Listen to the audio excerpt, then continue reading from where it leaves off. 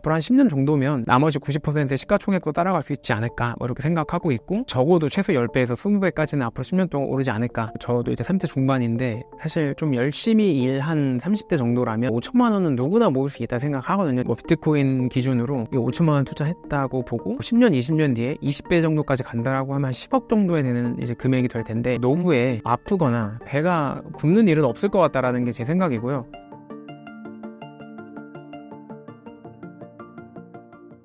비트코인을 장기 투자해야 하는 주요 이유는 무엇인가요? 비트코인이 좋은 자산이기 때문에 장기간 투자해야 된다라고 저는 생각을 하고 있습니다. 어떤 자산, 특히나 우리가 흔히 대표적으로 말하는 부동산의 경우에 사실상 이게 강제로 장기간 투자하기 때문에 수익률이 높다 우리가 이렇게 판단을 하고 있잖아요. 사실상 집한채는 원래는 인플레이션 해치기 때문에 부자가 된 건 아니지만 그래도 부는 충분히 지킬 수 있는 투자가 되는 것도 저는 결국에는 좋은 자산에 장기간 투자하기 때문이고, 비트코인도 앞으로 우리가 살아갈 이제 갈등과 분열의 시대, 또 온라인으로는 초연결되는 메타버스 세상에서 좋은 자산이기 때문에 장기간 투자해야 된다 생각합니다. 어떤 전략으로 비트코인을 활용해서 노후 대비를 하면 좋을까요? 그러니까 일단 비트코인이 장기적으로 인플레이션 해칭에 이제 적합한 수단이기 때문에 저는 비트코인을 매수하는 게 좋다. 그러니까 저 같은 경우는 좋은 자산을 매수하자라는 이제 주의고, 서울 아파트든 비트코인이든 좋은 걸 사서 오래 끌고 가자 이런 얘기고요. 단순하게 생각했을 때 좋은 자산을 길게 끌고 가는 거 말고는 저희같이 일반인 사람들이 수익을 크게 내기가 사실상 어려워요. 초기 투자 자금이 크지도 않고. 그래서 비트코인도 지금 기준으로 0.5개 정도에 투자한다면 5천만 원 정도가 되거든요. 근데 이거를 연복리로 최소 한 10% 정도라고 표현을 할게요. 아니면 또는 10년 뒤에 이게 한 10배, 20배 정도 된다고 했을 때 이 정도 금액만 가지고도 충분히 전 노후 준비, 그러니까 뭔가 노후에 포르쉐를 탄다거나 이런 건 아니더라도 뭔가 돈 때문에 좀 생계가 위협받는다거나 좀 생명 위협받는 일은 막을 수 있을 것 같다 생각해가지고, 저는 그냥 그 대상 중에 하나가 비트코인은 좋은 자산이기 때문에 이걸로 노후 준비를 하면 좋지 않을까 이렇게 말씀해 드리는 부분입니다. 작가님께서 적립식 매수를 하신다고 하셨는데요. 그러면 매도는 어떻게 하시나요? 저는 그 비트코인을 가치 저장 수단으로서 사용하고 있기 때문에 사실 매도를 하지는 않을 것 같고요. 어떤 특별한 일이 있지 않은 이상. 근데 혹시라도 나중에 만약에 제가 갖고 있는 비트코인의 가격이 너무 많이 올라서 한두 개 정도는 팔아서 집 사는 데 풀 때 써야겠다, 예를 들면 그럴 때는 좀 매도는 할 수 있을 것 같은데요. 저는 아까 말씀드린 것처럼 단 한 번도 빠짐없이 월급의 100%의 자산을 샀거든요. 그러니까 이거를 자산을 팔아서 현금을 갖고 있을 일은 저는 개인적으로는 없을 것 같아서, 그래서 사실 비트코인의 매도 타이밍은 재고 있지 않고요. 만약에 비트코인보다 정말 더 좋은 자산이 있다라고 하면 그때는 고려해 볼 만할 것 같아요. 그러니까 저는 아까 말씀드린 대로 수요가 지속되고 공급의 제한적인 자산의 가치는 상승한다. 원화, 법정 통화의 가치는 지속적으로 훼손이 되니까 저는 이게 훼손되기 전에 항상 이걸 가지고 자산을 사고 자산으로 만들고 있어요. 은퇴 시기가 되면 정기적인 현금 흐름이 없어지는데요. 그러면 생활로 인해 현금이 필요하면 어떻게 하는 게 좋을까요? 그땐 팔아야죠. 그러니까 돈이 필요해지면 당연히 그 부분은 파는 건데, 이게 어떤 특정 타임이 됐으니까 이걸 다 현금화 해놨다가 다시 샀다가 이런 거는 안 할 것 같아요. 네. 그래서 필요한 시점에 필요한 일이 있다면, 그렇다면 당연히 비트코인이든 주식이든 팔아서 써야겠죠. 네.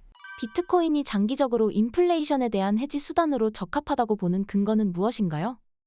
희소성 때문인 것 같아요. 그러니까 지금 인류 역사를 돌아보면 가치를 갖는 모든 것들의 공통점이 희소성이거든요.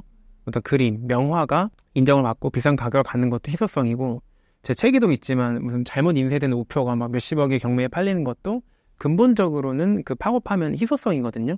비트코인은 디지털 상에서 희소성을 완벽하게 구현해낸 유일한 자산이고, 그렇게 희소성을 갖춘 자산들은 법정 통화의 가치가 떨어지는 한 이거의 가치는, 가격은 계속해서 오르게 되어 있기 때문에, 그런 측면에서 비트코인이 다른 어떤 전통 자산들 또는 기존에 있었던 자산들보다도 희소성을 가장 완벽하게 구현했기 때문에 저는 비트코인을 가지고 인플레이션 해칭이 앞으로의 세상에서 가능할 거라고 보고 있고요.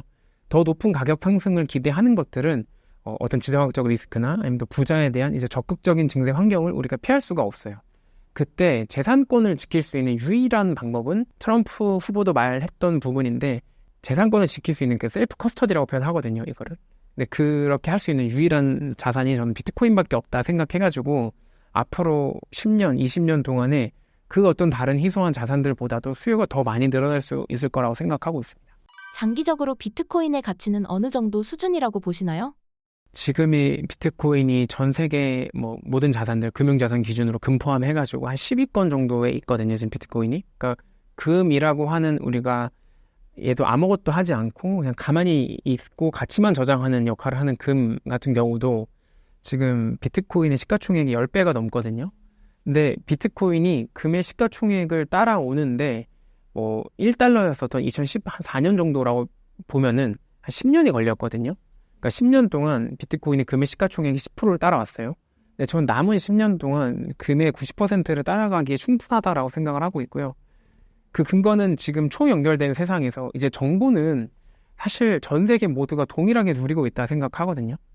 그럼 이게 정말 좋은 자산이라고 한다면 그 좋은 자산이라는 정보가 지구 끝까지 가는 데는 이제 시간에 대한 어떤 격차가 없다 보니까 앞으로 한 10년 정도면 이제 나머지 90%의 시가총액도 따라갈 수 있지 않을까 뭐 이렇게 생각하고 있고 뭐 그럼 적어도 최소 10배에서 20배까지는 앞으로 10년 동안 오르지 않을까 뭐 이렇게 기대하고 있습니다. 노후 자산을 위해서 어느 정도 시드를 투자하면 좋을까요? 그러니까 제 개인적으로 저도 이제 30대 중반인데 사실 좀 열심히 일한 30대 정도라면 저는 5천만 원은 누구나 모을 수 있다 생각하거든요. 집에 뭔가 큰 사정이 있지 않는 이상. 그래서 뭐 비트코인 기준으로 이 5천만 원 투자했다고 보고 뭐 10년, 20년 뒤에 20배 정도까지 간다라고 하면 한 10억 정도에 되는 이제 금액이 될 텐데 그 금액이면 아마 20년 뒤에 서울 아파트 평균 가격 한 30억쯤 될 것 같아요. 제 생각에. 예를 들면. 그러면 사실 그거 5천만 원 0.5개 팔아서 서울 아파트 한 채를 살 수는 없겠지만 적어도 아까 말씀드린 대로 이제 그 노후에 뭔가 아프거나 배가 굽는 일은 없을 것 같다라는 게 제 생각이고요.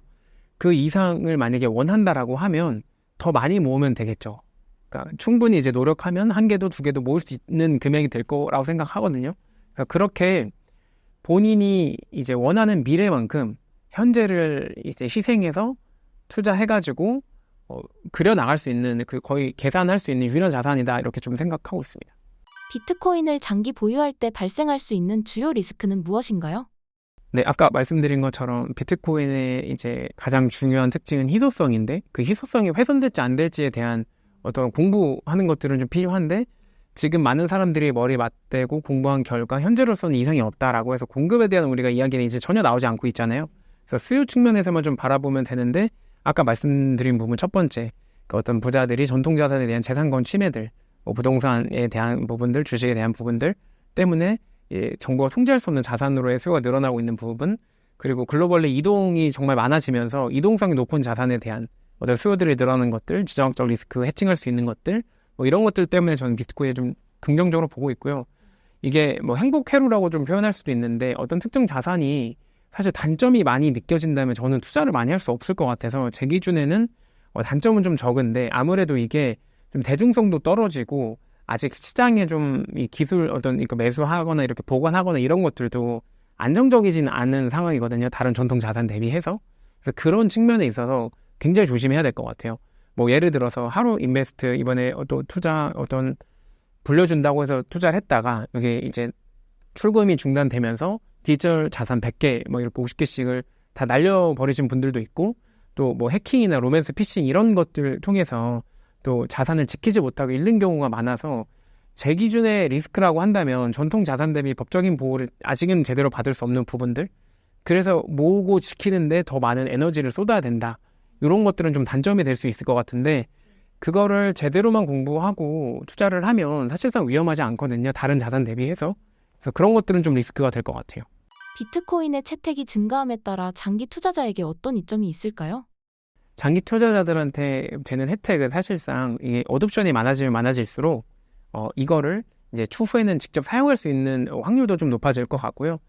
그냥 가격이 올라간다는 것 측면 자체가 사실상 장기 투자자들한테는 혜택이니까 그런 것들을 좀 온전히 누릴 수 있지 않을까 합니다. 비트코인의 변동성이 장기 투자자에게 미칠 영향은 어떻게 관리할 수 있나요? 장기 투자자의 어떤 심리에 사실 엄청난 영향을 미칠 것 같긴 합니다. 변동성 자체가. 근데 이거를 조금만 생각을 바꿔서 투자를 하면 변동성 자체가 기회가 될 수 있으니까 그걸 활용을 잘 해보셔라. 영리하게. 이 정도 조언 드릴 수 있을 것 같아요. 비트코인 장기 투자를 할 때 어떻게 보관하면 좋을까요? 지금 비트코인을 보관하는 대부분의 이제 사람들이 선택하고 있는 방법이 그냥 거래소에 두는 건데요. 뭐 개인적으로 국내 거래소가 뭐 당장 위험하다고 생각하지는 않는데 그 비트코인의 이제 재산권을 온전히 지키려면 개인 지갑이라고 하는 이제 금고로 이동을 시켜야 돼가지고 제가 제 채널 통해서 사실 그 관련된 콘텐츠들을 많이 만들고 있어요. 쉽게 얘기하면은 금은방에서 금 사면 집에 갖고 와서 금고에 넣어야 되잖아요. 똑같습니다. 비트코인도 업비트, 빗썸, 바이낸스에서 샀으면 그거 가지고 개인 금고, 비트코인 네트워크 위에 나만의 지갑, 나만의 금고를 만들어서 여기서 옮겨야 되거든요. 그렇게 했을 때 비트코인의 특장점을 온전히 누릴 수가 있어요. 365일 24시간 전 세계 어디로든 낮은 수수료로 보낼 수가 있고 어떤 정치적 또는 여러 가지 물리적 위협으로부터도 이 암호키, 개인키라고 하는데 비밀번호만 내가 기억하고 있다면 빼앗기지 않고 어디서든 이제 현금화하고 찾을 수 있다. 이런 부분들이 있으니까 가치를 저장할 수 있고요. 그래서 그런 것들을 좀 더 깊이 있게 공부해 보시면 오히려 지금처럼 횡보 하락장 때 모아가시고 모아갈 혹시라도 시드나 이런 투자금이 좀 부족하다고 하시면 진짜 펀더멘털 그리고 개인 지갑 이동 보관 이참에 한번 해보시고 옮기는 것도 저는 좋은 이 시기를 현명하게 보낼 수 있는 어떤 방법이라고 생각합니다. 신사임당 시청자분들을 위한 한마디 부탁드릴게요. 네, 안녕하세요. 오랜만에 출연했는데요. 이렇게 꾸준히 찾아주시고 불러주셔서 감사하고요. 그 비트코인뿐만 아니라 정말 좋은 자산에 대해서 투자하시는 여러분들이 이 가격이 좀 지지부진하거나 또 시장에 변동성이 있다고 해서 잘못하거나 실수하고 있는 게 아니거든요. 그거에 대한 증인이 사실 저도 지난 10년 동안 이렇게 투자를 하면서 정말 많이 힘들었었고 이렇게 도와주시는 분 또는 이렇게 조언 주시는 분들도 없었었는데 이렇게 신사임당 채널 통해서 저도 제 생각 나눌 수 있어서 참 감사하다고 생각하고요. 지금 시기를 잘 견디고 나서 뭐 내년 또는 내후년 불장이 왔을 때 다 같이 웃을 수 있으면 좋겠고요. 앞으로도 많이 응원 드리겠습니다. 제 채널 통해서도 저도 그 디지털 자산뿐만 아니라 좋은 자산을 많은 분들이 장기 투자할 수 있는 문화가 만들어질 수 있도록 저도 좋은 콘텐츠 많이 만들 수 있도록 하겠습니다.